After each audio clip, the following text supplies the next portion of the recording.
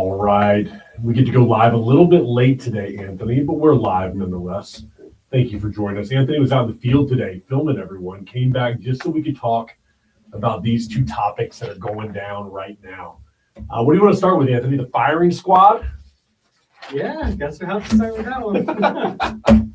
We're starting with the firing squad today, everybody. Listen, this story right here, I got to admit, I got it from PBD, Patrick Bet David's podcast last night. It was, I had to go ahead and cover it because Idaho is leading the way right now in how you should be executing the sickos that are in this world, everybody. I'm going to explain as Idaho is bringing back the firing squad as the default for the death penalty. Folks, if you have not heard, back in 2025, March 2025, House Bill 37 passed in Idaho, making a firing squad the default and primary method of execution in the state, and it goes into effect on July the 1st of this year. That means in just over a month or a couple months from right now, if you do a crime against somebody that requires a death penalty in Idaho, they're going to line up a firing squad and they're going to shoot your ass. All right. The reason this is making such big news right now is because in the same session, House Bill 380 passed, and it allows for the death penalty for certain child sexual abuse cases that involve aggravated lewd conduct against children under the age of 12, which means, people, that these sickos who do this crap could actually now not just get the stuff in the arm and pass out, that we could actually have a firing squad, give these people what they deserve, get the bullet in there. And in my opinion, you should get the family to pull the trigger. Get somebody anybody like that to pull the trigger against these sickos. And I love the fact that Idaho is the one that is doing this. Now, the problem that we're seeing with this right now, and I want to make sure I get this right, there is a court case, a Supreme Court case back from in 2008 that is, it doesn't allow for death penalty cases unless you kill the person that you assault. So you actually have to kill that person for you to get the death penalty. In this case right here, what House Bill 380 in Iowa says is if you abuse a child under the age of 12 with lewd acts, all right, then you can get the death penalty. So it goes against what the Supreme Court says the death penalty actually can be used for. So you've got contradicting laws between the state and the national level. However, though, I love what Idaho is doing right now. All right. I love the fact that they are sitting there and going, screw this. All right. We're not going to do it. And I love the excuse that they gave too. They said it's been more difficult to find lethal injection drugs. And on top of that, Idaho doesn't have a great record of trying to kill people by lethal injection. So they said, no more.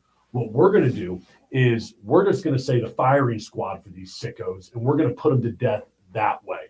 I love it. It's more cost effective. Idaho says that, you know what, less opportunity to screw it up. And now I love the fact that they are the first ones to go ahead and put this back into a law. I don't know why we got rid of it, although I will say that I thought the electric chair, which Florida had there for a while, Anthony, was a great second choice. All right. If we're not going to do firing squad, death chair or electric chair, very good choice right there. I believe if you were going to ask me, what you could do would be castrate the people by maybe one of those guillotine things. Okay. So I'm thinking castration is what I'm thinking. You do that first. Then you offer the firing squad after that. Make it a heck of a day for the person. I mean, before they go to hell, make it the worst day you can possibly imagine for that individual. Like there is no rehabilitation for these people. All right. There is no second chances. We're not talking about, people that are going to get better by any kind of treatment. These are the worst of people. They are animals. You are not going to be, this is the rabid dog. Okay.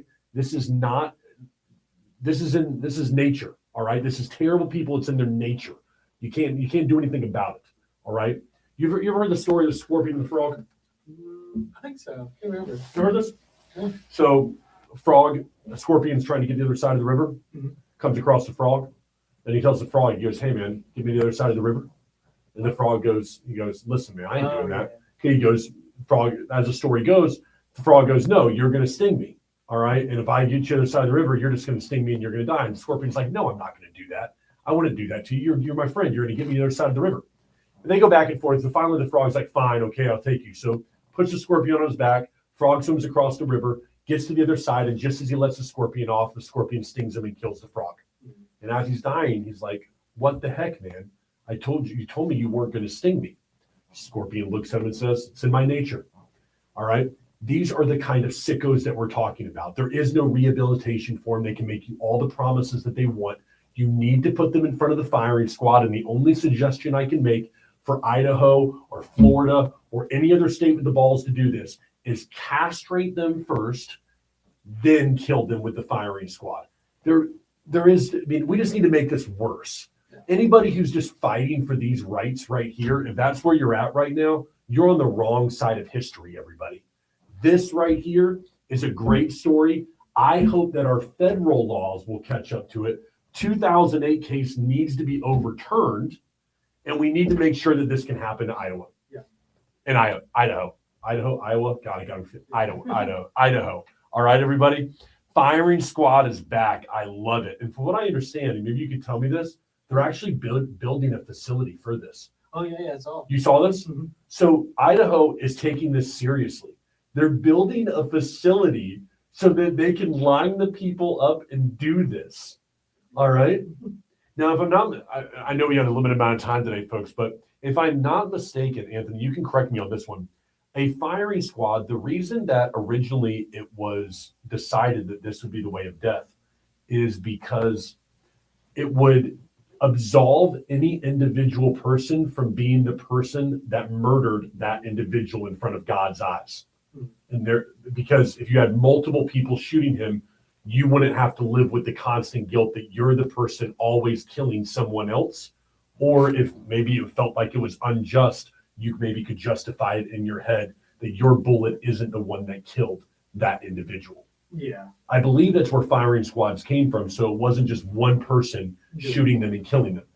In this case right here, I'm a strong proponent for introducing the family and the friends as the individuals that pull the trigger and allowing them the opportunity to send the person to hell where they belong. Yeah. I can't. I love this story. I love the fact that somebody is stepping up and doing this. I love the fact that they passed it both in the March 2025 session and just kind of slid them both in at the exact same time. Yeah. We're going to actually make a law that kills these sickos. And at the same time, we're going to make sure that these sickos, we're making a law that allows for death by firing squad. And then we're going to introduce another law that allows us to apply that to the sickos that we hate the most in this world. Yes, lawmakers in Idaho, a win for you all back in 2025. Love what they're doing up there. Applaud. All right. Tough to come down off of that story. We only have two of them today because I know time is going to be valuable, everybody. But the other story that we have is, well, it's not as, I would say exciting because I love the fact of what Idaho is doing. But I want to talk about what's happening with these layoffs right now. So Meta has announced it is laying off 10% of its staff on May the 20th. That's roughly around 7,800 people. What I think is the most unique thing about this story is not that they're laying off individuals or not they're laying off 10% of their staff. I think that we all expected that. AI is becoming more prevalent. They don't need that many people. So they're just going to keep downsizing so they keep the profitability. If you're a shareholder like I am inside of Meta, you love this move because every time they do this, profitability soars. All right, they become more efficient and they learn to do more with less. Meta has done this numerous times, and every time it has worked itself out in the best of the company. Now, I want to talk about how they're doing it, though. May 20th is an interesting date. They didn't just say we're going to lay off people in May. It said May the 20th. And so this is actually what Meta says it's going to do. They're going to force the employees to sit around and wait until May the 20th, at which time they will wake up to an email in their personal and their professional email that will let them know whether they're staying or they're going. And Meta admits that this is, quote, incredibly unsettling for the people in their company for the next month. Can you imagine you have to sit there, Anthony? And if I told you, I said, hey, man, half the people in this company I'm firing on May the 20th. And you're like, okay, I don't know if I'm going to fire you or not, but I'll let you know on May the 20th. And everybody had to walk around here going, some of us are getting fired and no one has any idea who it's going to be. So this to me is where there's a huge problem and disconnect between reality and what happens in tech. And then kind of what you were saying too, it's funny because then they go right into the press right after saying, oh, I don't know if we're going to fire you, and be like, man, that must really suck for those employees. It's incredibly unsettling like, is what Meta says. And it's like, why is it, why don't just make it easy and just do it? In fairness to Meta, I do want to say, I looked at it, they're giving quite the severance package over to these guys. I saw that, it was like something, a lot of pay. And I think that more than anything, it's just, this is not the first, this is not the last, this is not every single tech company in California, across the world, is going to lay off employees this year, next year, and so on. All right. We talked about it last week. There's a $1 billion company out there, folks. They're expected to do over $1 billion with 2 employees. All right. So if you don't think Meta, with their 78,000 employees that they have right now, is looking for a way to get that sub 1,000 number, you're out of your mind. I assure you, when it comes to the profitability of that company, and in fact, ask this: what does the average employee at Meta make? I'm going to say the average employee at Meta makes $280,000. How do we think this is? The average employee at Meta, what do they make? Talk to me. The median employee at Meta earns over $380,000. That's a median. Okay, so tell me the mean. So the median is over 380,000. Yeah. Average says 383. $383,000 average at Meta. Now multiply that, if you can, by 78,000. What would that be? So let's see here. We've got, you said 383,000? Yeah. 383,000 times 78,000. So that means you're looking, oh my God. So am I reading that right? That number, 29 billion? Okay, common salary ranges. Okay, here we go. More around like 100 to 200,000. Okay, yeah. Okay, there we go. That's more like it. Okay, so let's say that. 200,000 times 78,000, everybody. Shows how bright and intelligent I am.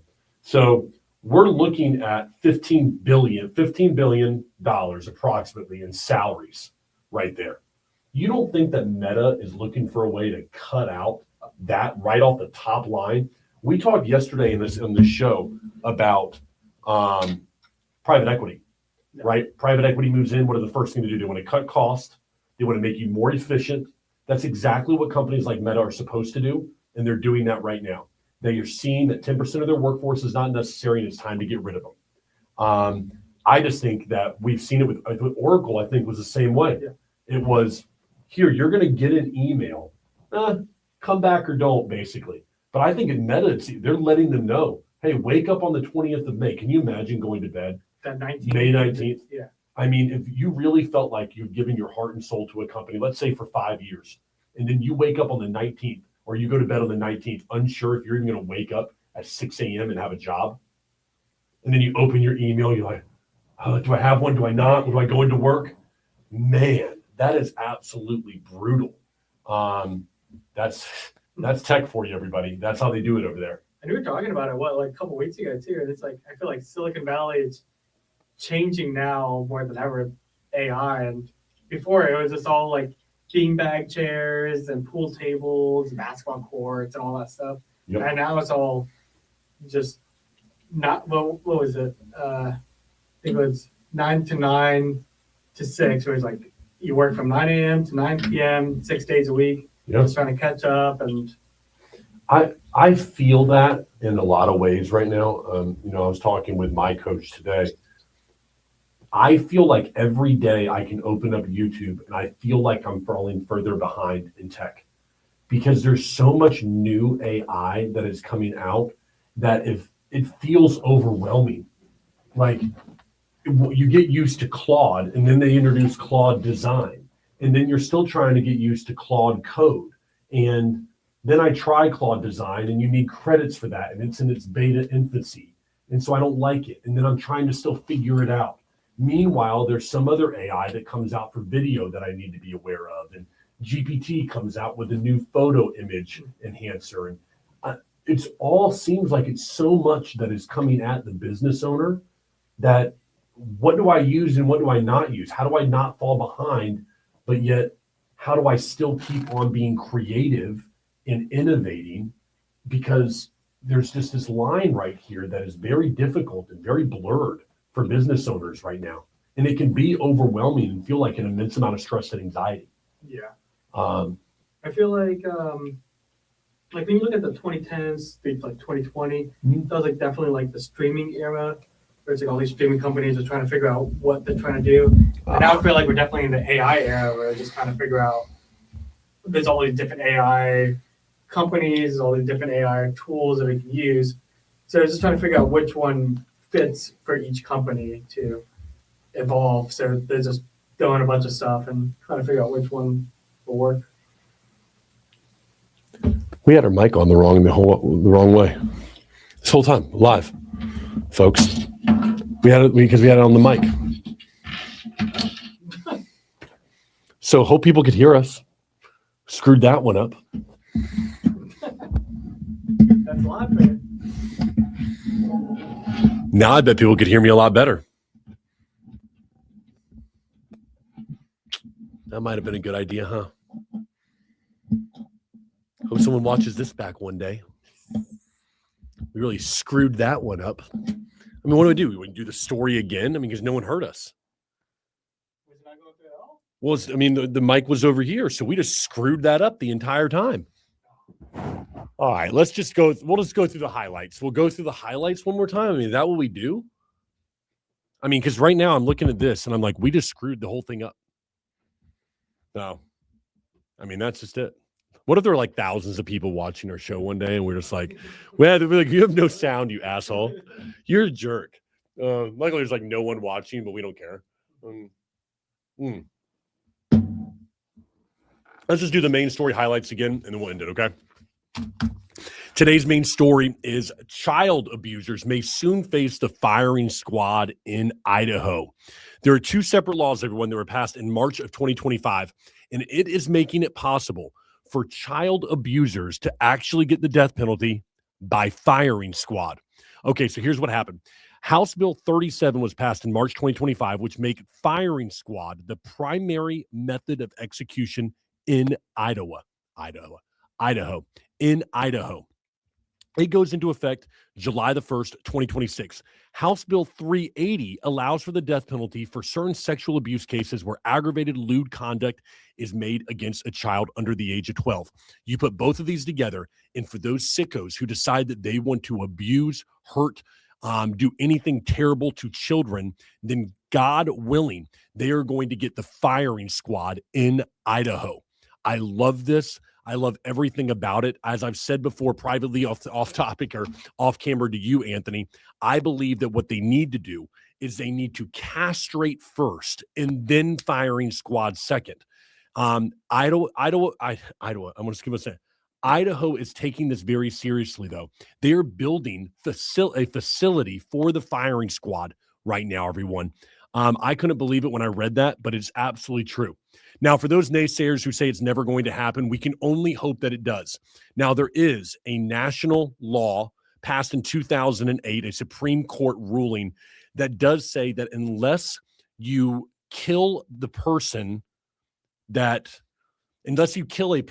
you can't get the death penalty for your act. So in other words, I couldn't punch or hurt somebody like that and then get the death penalty for only aggravating assaulting them. So the law in Idaho directly contradicts the 2008 Supreme Court case. My hope is that what this does is it brings cases like that back before the Supreme Court so that we can get the firing squad again in more states across the United States for people like this who are absolute sickos who decide that they're going to go in and hurt children. Let me be very clear how I feel in my company, my personal life, and on this show. If you are an individual who hurts or sexually abuses a child, there is no other place for you except for hell. And the sooner that we can get you there with the most amount of pain possible, the better off this world is going to be. There is no rehabilitation for these animals. There is no second chances for these people. What we need to do is put them to hell in the most painful way possible, which is why I love the firing squad. We castrate first, though, then we move to firing squad where we allow the family to be the one who pulls the trigger on this sick out there and the worst that there is within our society. That is the solution. I'm happy that Idaho, of all states, is leading the way right now in this. Great job by these lawmakers. March 2025 passed back-to-back bills allowing this. I love what they're doing out there. I hope the Supreme Court catches up with this and says instead that, listen, you do something like this, an aggravated lewd conduct against a child under the age of 12, yes, absolutely. Make the exception within our law, kill these sickos, send them where they belong as quick and as painful as absolutely possible. The next story that we have here, okay, Meta has announced it is laying off 10% of its staff on May the 20th. So that is 7,800 people that are going to be losing their jobs on May the 20th. Now, the kind of the crazy thing about this story is exactly what we talked about with Oracle about 4 weeks ago. Oracle was laying off some 20,000 employees, and we were surprised at the time to learn they were doing it by email. You woke up and you got an email from Oracle saying whether you were staying or going. The difference is Meta's going to do the same thing, but they're just giving you the date ahead of time. So that means if you're walking around Meta today, you've got a month where you're sitting there going, am I going to have a job on May the 20th or not? And that is exactly how they're going to terminate. Somebody will wake up at 6 a.m. in the morning. They're going to open up their personal and professional email. Well, they will receive a notification from Meta whether they have a job or not. And 7,800 people are going to lose their jobs on May the 20th. Let me tell you what, it is cutthroat over at Meta. I don't think it's any big surprise that the tech giant is doing this as a stock and a shareholder with Meta. I love this. Every time that they do it, prices go through the roof because it shows that they are just not satisfied with the status quo. Anthony, we looked it up a few minutes ago. We said that the average salary over at Meta is what? 100 to 200,000? About 100 to 200,000, but there is a median at 380,000 for the salaries over there. So there is no shortage of people making big money over at Meta, and those people are going to be looking for work very soon. I believe that this right here is just one example of the opportunities that small businesses are going to have late in 2026. I want you to think about this. If you have a small business doing anywhere from 5 to 7 million, hiring talent like there is that is going to be leaving the Facebooks, the Oracles, companies like that within 2026 has never been possible to you. You will now have a chance, if you're doing that, to pay these people 200, 250,000 to come in and integrate the best AI into your businesses and make you more efficient. Now, just because Meta says somebody's not worth it to them, I bet $5 to $7 million roofing company in Tennessee or in Alabama or in Georgia would love to have an integrator who could step in and say, you know what, we're going to integrate this AI. We're going to make you that much more efficient like that. These people have not been available to these small businesses, but over the next year, as literally hundreds of thousands of engineers and experts are laid off within the tech industry, you're going to see these people applying to jobs within the small business sector, into home services, into products and goods, into retail. And you're going to see these other areas of America become that much more efficient. I'm here to tell you this, everybody. AI is not going to take jobs. AI is going to create jobs, but it's going to create jobs for people who have the skill sets in order to capitalize on our new economy.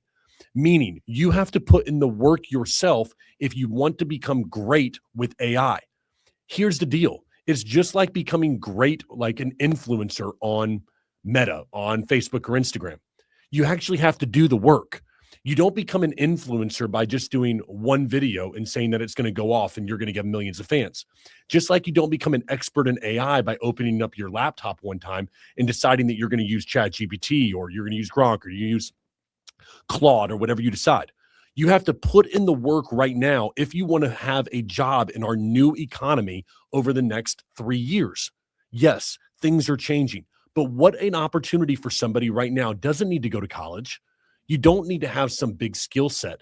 You just have to have the willingness to sit down and learn AI. You have to have the willingness to say, I'm going to get better at this than the next person is. It's not that it's more difficult for you or it's more difficult for them. It's just who's going to be willing to put in the time to get better. And that, in my opinion, is going to be the ultimate opportunity that we're going to see in the next 3 years. Jobs are not going to go away, but jobs for people who decide that they want to live in an old economy and not learn what AI is, and they just want to rely on their college degree from whatever university in some bachelor of science useless ass crap. Yes, you're going to fall behind. Your jobs are going to become more worthless. You're going to become more menial inside of the economy that is right now. And you're not going to get promotions in your business because your skill set will be less valuable than those people who are willing right now to invest in the AI world that we have. It's not going to destroy the world. It's not going to take away or kill your children or anything like that. What it's going to do is create new and better opportunities for people who are willing to learn and live in the new economy that we have today. This is only the beginning. Oracle a few weeks ago, thousands upon thousands. Meta again today, saying it's going to lay off. Every major tech company will be doing this in the year to come, and we're not going to stop seeing this as they're going to become more and more efficient, everybody. So that's two big stories of the day. We had a sound issue. Hopefully we got it back right now. But two great stories to talk about right there. Let us know what you think in the comments, and appreciate you stopping by here to the Patrick Carr Show. We will see you tomorrow.